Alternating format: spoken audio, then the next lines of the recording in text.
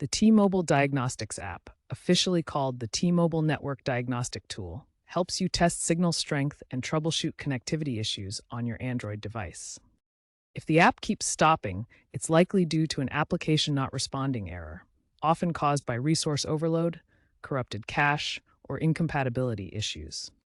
The quickest fixes are to clear the app's cache, update the app, or reinstall it as a last resort. These are standard Android troubleshooting steps that can resolve the issue. First, clear the cache. Go to Android Settings, then Apps, find T-Mobile Diagnostics, tap Storage, and select Clear Cache. This removes temporary files that can cause the app to stop responding. Next, update the app.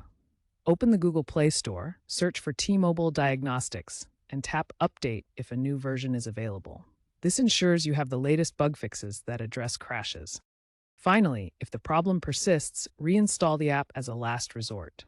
First, uninstall T-Mobile Diagnostics from your device. Then, re-download and reinstall it from the Google Play Store. Be aware that this may cause data loss, so use it only if other steps fail.